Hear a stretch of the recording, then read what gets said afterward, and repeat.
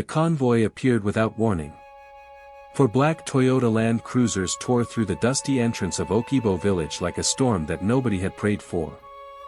The engines growled with a kind of authority that stopped people mid-conversation. Women carrying baskets froze. Children who had been chasing each other between the zinc-roofed houses stood still, eyes wide. Even the goats seemed to understand that something unusual had arrived. The vehicles parked in a slow, deliberate line in front of the old community square, the same square where market days were held, where disputes were settled, where people had gathered for decades to celebrate and to mourn. Doors opened. Men in dark suits stepped out first, scanning the area with the focused calm of people paid to be alert. Then, from the middle vehicle, a hand reached out and gripped the door frame. She stepped out in heels. Pointed, black, expensive heels that pressed into the red laterite sand as if they owned it. The woman who wore them was tall, wrapped in a cream-colored fitted dress that made every villager within eyesight squint and whisper. Her natural hair was pulled back into an elegant bun. A pair of dark sunglasses sat across her face. Around her neck, a thin gold chain caught the afternoon sun and threw it back like a warning. She did not look around nervously. She did not hesitate. She walked forward with the quiet certainty of someone who had rehearsed this moment in her mind for 10 years. The crowd parted the way crowds do when they do not understand what they are looking at but know enough to stay out of the way. Murmurs rippled through the gathering. Women tugged at each other's sleeves. An old man squinted from his stool beneath the mango tree, cocking his head as if trying to place a face he could not quite reach. She stopped walking. For a moment, she simply stood there in the middle of the square, letting the silence stretch. Then, slowly, she reached up and removed her sunglasses. Her eyes swept the crowd with the patience of someone who had waited a long time for this. They landed on a figure at the edge of the gathering, a hunched man in a faded Ankara shirt, thinner than she remembered, older, smaller in every way that mattered. His hair had gone fully gray. His hands, once thick and heavy with the pride of a man who believed he controlled things, now trembled against his wrapper. Her voice, when she spoke, was low but carried across the square like it had been trained to do exactly that. "Did you really think I would never come back, Father?" The old man's mouth fell open. The wrapper he had been clutching slipped slightly from his fingers. His eyes moved over her face the way a man searches for something he buried long ago and cannot believe the ground has returned. The square went completely silent. And in that silence, 10 years collapsed into a single, breathless second. If you have ever wondered what it looks like when God decides that a person's suffering was not the end of their story, you were about to find out. So if this is your first time on this channel, hit that subscribe button right now, because the story of Amara is one you will not forget. Her name was Amara Oluwafemi, and she was born into the kind of life that makes people shake their heads and say, God knows why. She came into the world in the back room of a small compound in Oke-Igbo, a village of red roads and corrugated iron rooftops, where the harmattan blew fine dust through every crack in every wall, and where people measured a person's worth by things they could see. What they saw when they looked at Amara was not what they wanted to see. She was born with a slight curve to her spine that made one shoulder sit higher than the other. As she grew, the asymmetry in her face became more noticeable, one side fuller than the other, her jaw slightly uneven. She walked with a small but visible lean, and she tired more quickly than the other children. She was not in pain most of the time, but she was different, and in Oke-Igbo, different was the most dangerous thing a person could be. Her mother had died 2 years after Amara was born, taken by a fever that the local chemist could not identify and the hospital in the next town could not treat in time. That left Amara alone with her father, Baba Oluwafemi, a man who had once had big plans for himself and now had nothing except a small plot of farmland that never yielded enough, a reputation for owing people money, and a daughter he did not know what to do with. He was not a monster. That is important to understand. He was simply a weak man who had mistaken weakness for logic. He told himself that his life had gone wrong because of bad luck, and over time, the face of that bad luck became the face of his daughter. He never hit her. He never threw things at her. What he did was worse in its own quiet way. He looked through her. When she brought him his food, he collected it without glancing up. When she greeted him in the morning, he grunted in return. When neighbors came to visit and spoke about their own children with pride, Baba Alyawafami folded his hands in his lap and looked at the floor. It was the children of the village who made noise about what the adults only whispered. Amara the crooked one. Amara the ugly one. They called after her whenever she went to fetch water from the communal tap, their voices sharp and gleeful with the particular cruelty that children perform when no adult is watching. Once, a group of boys threw small stones at her as she crossed the open field near the primary school. Not big enough to really hurt. Just enough to humiliate. She ran home with dust in her eyes and sand in her sandals, and she sat in the corner of the compound and cried into her wrapper until her chest felt hollow. She went to her father that evening. She stood in the doorway of the room where he sat listening to a crackly radio broadcast, and she said, "Baba, the children threw stones at me again today." He turned the radio up slightly. "Baba." He looked at her then.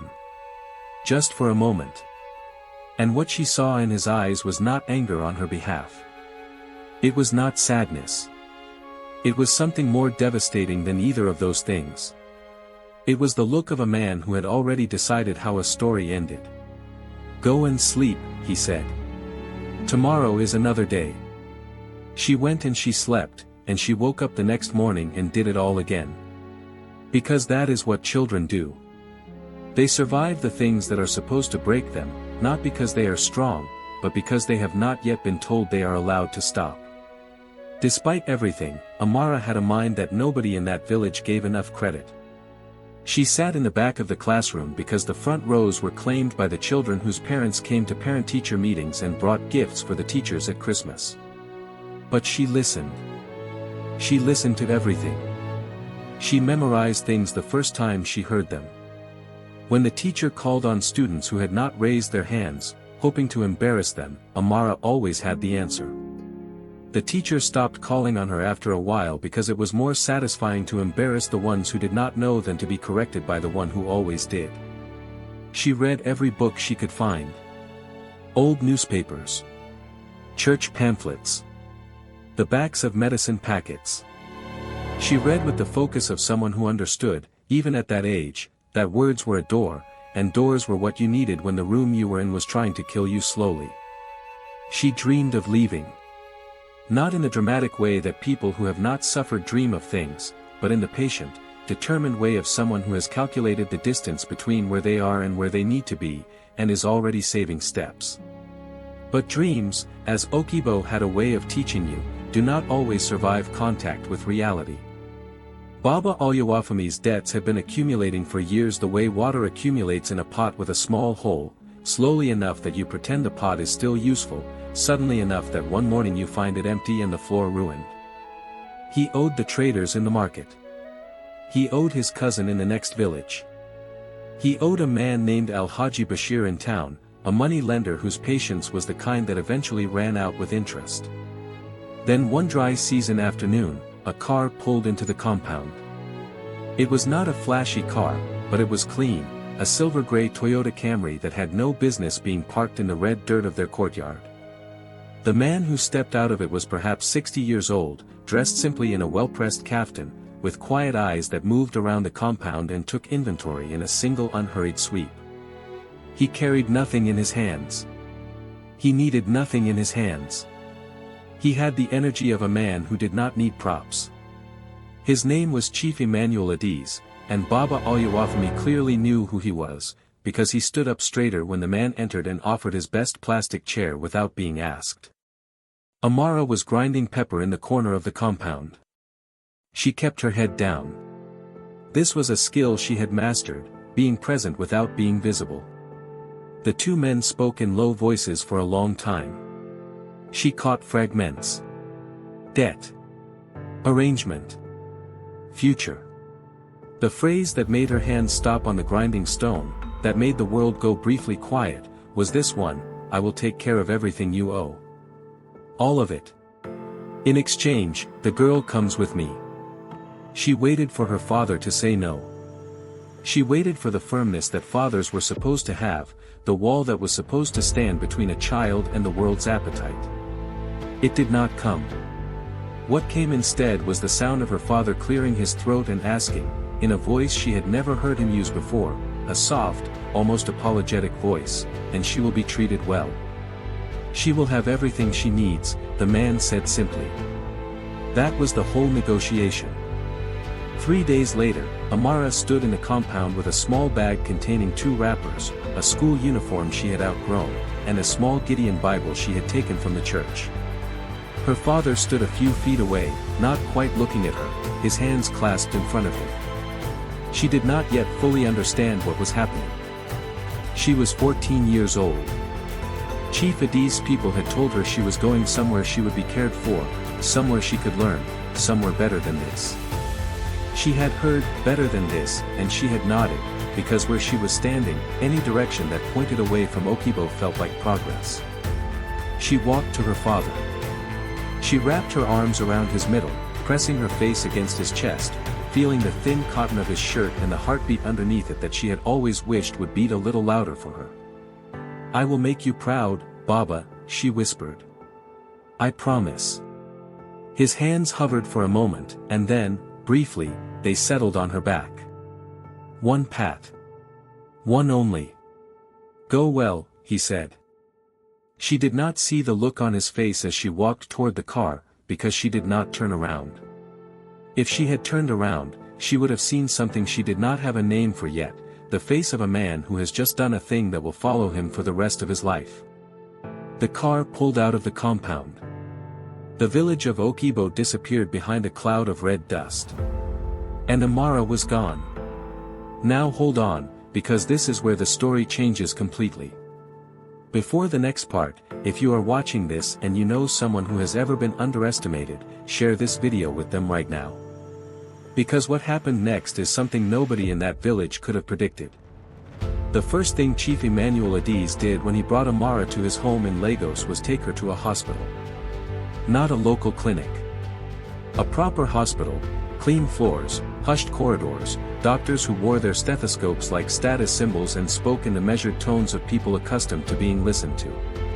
Amara sat on the examination bed and let them move her arms and check her spine and take x-rays and look at her face with careful, professional eyes that saw a problem to be solved rather than a flaw to be mocked. The diagnosis was scoliosis, mild to moderate, the doctor said, and a facial asymmetry that was partly structural and partly correctable. Not dangerous. Manageable. With physiotherapy and, in time, with minor surgical options if she chose them, she could live without the physical restrictions that had defined her childhood. She chose everything. Not because she wanted to become beautiful in the way that Oke-Igbo had taught her beauty mattered, but because she was 14 years old and someone was finally asking her what she wanted, and she had enough hunger in her to want everything. Chief Adiz was not a simple man, and his reasons for choosing Amara were not simple either. He was a billionaire, the old-fashioned kind, built on oil and logistics and 3 decades of knowing who to call when things needed to happen. He had a son who was useless, 2 daughters who were comfortable and unambitious, and a growing certainty that none of them had what it took to steward what he had spent his life building. He had spent 2 years searching. He had visited orphanages and scholarship programs, looking for someone who was not just intelligent but forged. He believed, deeply, philosophically, that the people who were most capable of handling significant power were the ones who had been tested by significant pain. Not the kind of pain that destroys, but the kind that strips away everything unnecessary and leaves only the essential thing. When his people in Oke-Igbo had described Amara to him, her mind, her isolation, the particular quality of her endurance, he had driven there himself to see. He had watched her for 2 hours before he walked into that compound. He had seen how she carried herself with a dignity that the village had done everything to take from her and had not succeeded. He had seen enough. He told her none of this immediately. He enrolled her in a private school in Lagos where the teachers did not tolerate mediocrity and the other students came from families with money and expectations. He hired tutors. He hired a physiotherapist. He brought in a psychologist, a quiet woman named Dr. Kemi, who met with Amara twice a week and did the slow, patient work of dismantling what years of rejection had built inside her. Amara did not make it easy for any of them at first. She was suspicious. She waited for the catch. She watched Chief Adiz from the corner of her eyes the way a person watches a door they are not sure will stay open. She did not trust kindness because kindness had never been extended to her without conditions she could not meet. But she was also 14, and brilliant, and starving for exactly what was being offered to her. So she absorbed everything. She studied with a ferocity that alarmed her tutors. She practiced English and French and Yoruba with deliberate attention to diction and authority. She read everything Chief Adiz put in front of her: business law, economics, negotiation, history. She read it not like a student performing for grades but like someone building a house they intended to live in. The physical transformation came gradually. The physiotherapy straightened her posture over months of disciplined work. At 16, she had a minor corrective procedure on her spine. At 17, she chose to have the facial surgery, not because she felt she owed the world a symmetrical face, but because she wanted every external thing about her to match the version of herself she was building on the inside. She wanted nothing to distract from who she was. By the time she was 19, she was enrolled at a university in Abuja, studying business administration with a specialization in corporate law. By 21, Chief Adiz had begun bringing her into his business meetings, not to sit quietly at the edge, but to listen, to observe, and gradually, to contribute. She had a gift for seeing through the performance of a negotiation to the actual leverage underneath it, and the old chief watched this with quiet satisfaction. He told her the truth about why he had found her when she was 22. They were sitting in his study in the house in Lagos after a long day of meetings, and he set down his glass of Zobo and said, "I need you to understand why you are here, Amara. Not as a charity. As a choice. I chose you because you have something my children do not have. You have been tested. And I need someone who has been tested to carry this company when I am gone." She was quiet for a long time. Then she said, "You bought me." He did not flinch. "I paid your father's debts. What I bought was the opportunity to give you a choice you would not otherwise have had." That is a careful way of saying what it was. "Yes," he said. "I am a careful man." She thought about this for a long time. She thought about it for months, in fact, turning it over the way you turn over a stone that might have something underneath it. What she eventually arrived at was not forgiveness for what had been done. She was not built for easy forgiveness, but a clear-eyed recognition that the outcome did not erase the injustice. Both things were true. She had been sold. And she had become extraordinary. Both things were true at the same time. Chief Adiz died 3 months after that conversation. Not dramatically, not suddenly, but in the slow, prepared way that some people who have lived with intention manage to die, with his affairs in order, his lawyers briefed, and a will that gave Amara 38% of his holding company, making her the single largest individual shareholder. His children received the rest, split between them, which meant that without Amara's cooperation, nothing moved. They were outraged, of course. They threatened lawsuits. They called her names in the hallways of the law firm where the will was read. They said she had manipulated an old man, that she had taken advantage of his declining years, that she was an outsider with no right to what their father had built. She sat through all of it without raising her voice. Then she opened a folder. Inside were 10 years of board meeting minutes, corporate filings, and documented decisions, all of which showed clearly and legally that she had been the person actually running the company for the last 4 years of Chief Adiz's life, with his full authorization. Her fingerprints were on every major decision. Her name was on the contracts. She had not manipulated anyone. She had worked. The lawyers for the children were very quiet after that. She was 24 years old when she took over as executive director of Adiz Holdings. By 26, she had expanded into real estate, agribusiness, and logistics, turning the company's annual revenue from a respectable figure into something that made other businesspeople sit up and recalculate. She built a reputation for being exactly as sharp as she appeared, and not a single degree more forgiving than was necessary. She had not thought about Oke-Igbo for a long time. Or rather, she had thought about it the way you think about an old wound that has healed. You know it is there, you can trace the scar, but you have learned to move around it without wincing. It was Dr. Kemi, actually, who eventually said the thing that Amara had been avoiding for years. You have rebuilt everything except the ending, the doctor said during one of their sessions. You cannot fully close what you have not returned to. Amara looked at her for a long time. I am not interested in closure, she said. Then go for clarity, Dr. Kemi replied. She thought about that for another year. Then she made the phone calls. Then she arranged the convoy. Now, let us go back to the square. If you have been watching until this point, I need you to do one thing right now, hit the like button. This story is not over, and you need the algorithm to keep it in front of you. The old man in the faded Ankara shirt was on his knees. He had not been pushed. His legs had simply given way under the weight of what was standing in front of him.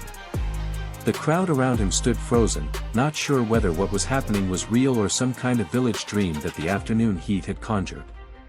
Amara, he said again. His voice cracked on the second syllable. Yes, she said. She did not move toward him. She stood where she was, hands clasped in front of her, face unreadable. I came back. Some of the older women in the crowd had started crying, though they would have struggled to say exactly why. One of them, Mama Bio-dun, who had once told a young Amara that no man would ever want her, had both hands pressed flat against her own cheeks as if trying to hold her face together. Amara looked at her briefly. Then looked away. Her father stretched one trembling hand in her direction. I have been waiting, he said. Every day, I said, today, maybe today she will. You waited, Amara said simply. That is something. He was weeping properly now, the tears of an old man who has very few dignities left and is spending the last of them here in this square in front of his entire community. I was wrong, he said. Whatever I have to say for myself, I know I was wrong.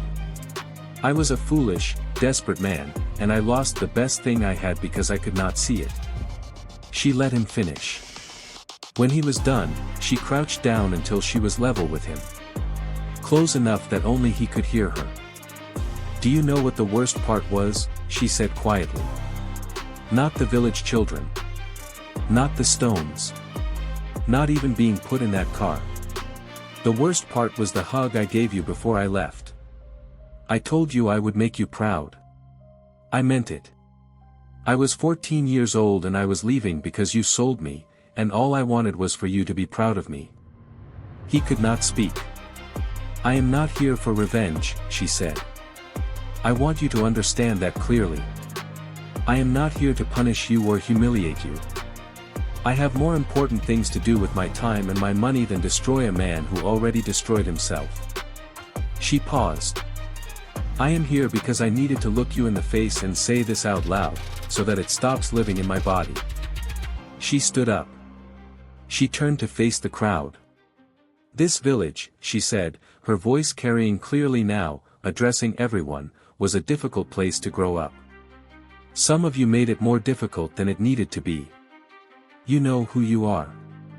I am not going to list names. She glanced briefly at Mama Bio-dun, who looked at the ground. But I want you to understand something.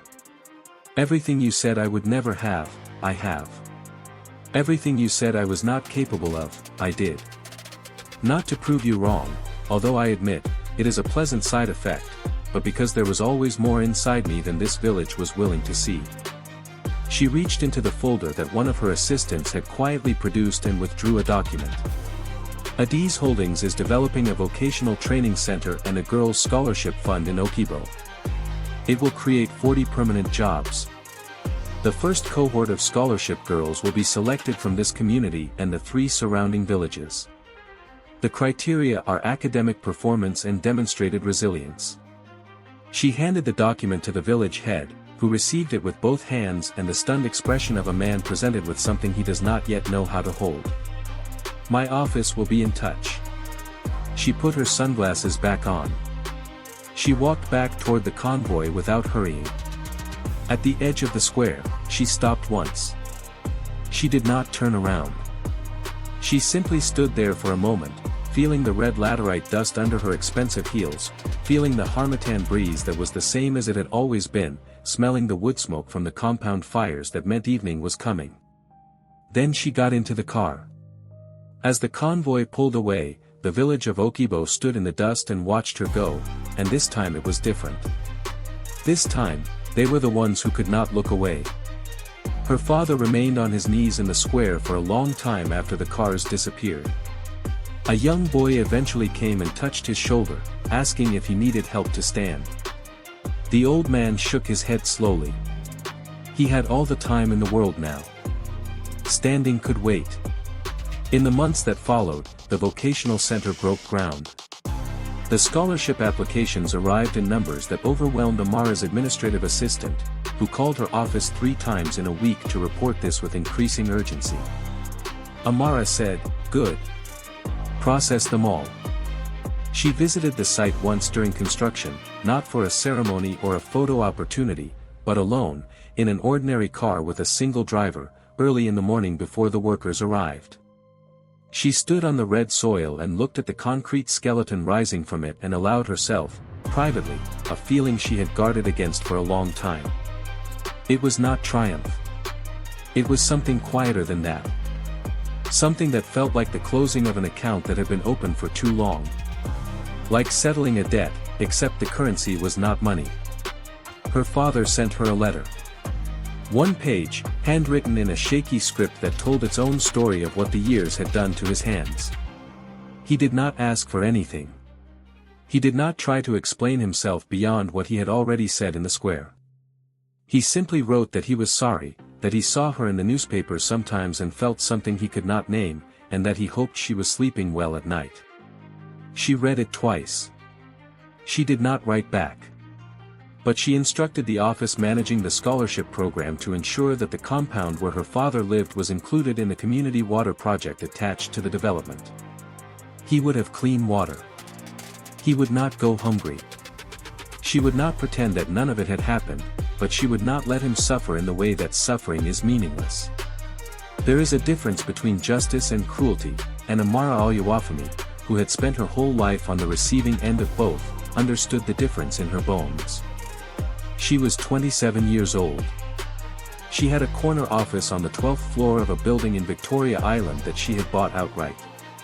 She had a team of 43 people who worked for her with the focused loyalty of people who have seen their leader be tested and watched her not break. She had a reputation in Lagos business circles that preceded her into every room. She also had, on the corner of her desk, a small Gideon Bible with a worn cover. The one she had packed in her bag 27 days after she was born, 14 years old, 1 foot already in the future, the other still in the red dust of Oke-Igbo.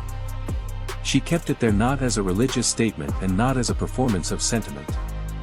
She kept it there because it was the only thing she had chosen to carry out of that life herself. Everything else had been given to her, taken from her, or built. That Bible she had picked up herself, with her own 2 hands, and decided it was coming with her. That, she had always felt, meant something. So here is the question that remains, the one that this story leaves behind like footprints in red sand. If you were Amara, if someone had sold you off like a problem to be solved, if you had spent 10 years building yourself into something extraordinary, what would you have done when you went back? Would you have burned it down? Would you have forgiven everything? Or would you have done what she did, drawn a line between justice and revenge, and stood on the side of justice, not because it was easier, but because it was who you had decided to be? Drop your answer in the comments. The conversation there is always the best part of this channel. And if this story moved you, if Amara's journey is the kind of thing you needed to hear today, share it with one person. Just one. Because some of the people watching this right now are in the part of the story that Amara was in before the convoy arrived. They are still in the compound, still being told they are not enough, still waiting to find out how their chapter ends. Let them know the chapter is not over. Like this video, subscribe to the channel, and we will see you in the next one.